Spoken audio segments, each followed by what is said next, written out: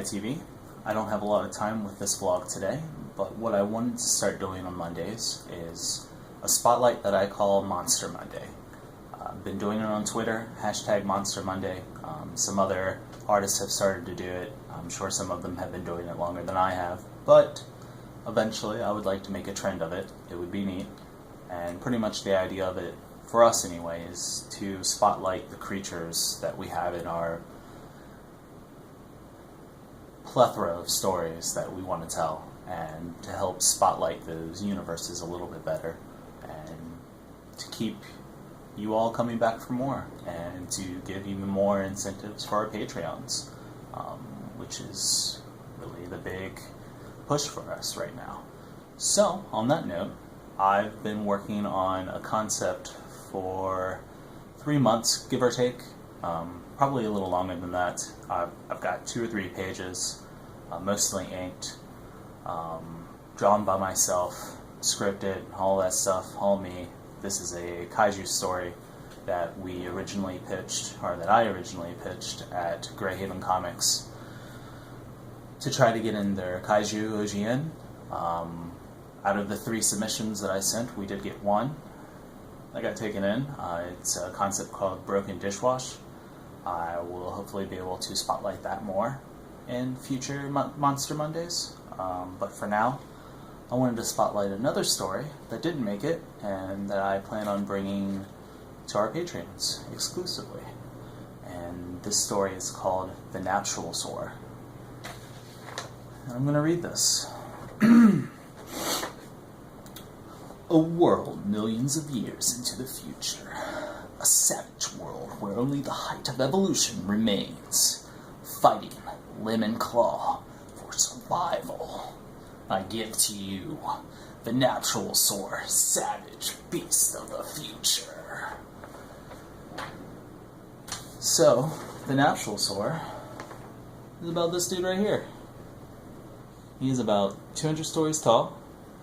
He is a turtle, dinosaur, Venus flytrap hybrid. He's covered in thorns.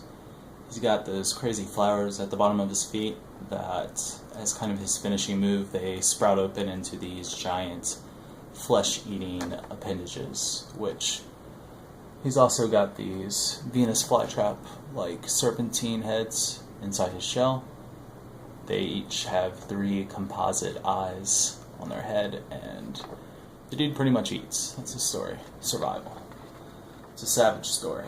But it gets pretty ridiculous after the first issue. I'm doing them in 10-page increments.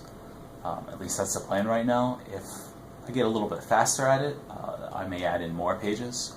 But at the moment, they're just going to be 10-page arcs. They're going to go up on the Patreon, and once that gets a little bit of buzz and going and interest, it'll start to leak onto the Weebly. And then maybe show up at cons.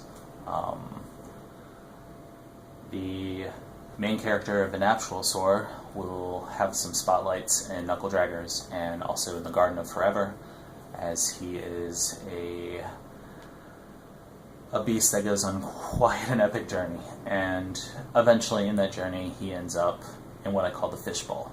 And the fishbowl is this energy field, this prison within the Garden of Forever, which exists within its own little dimension.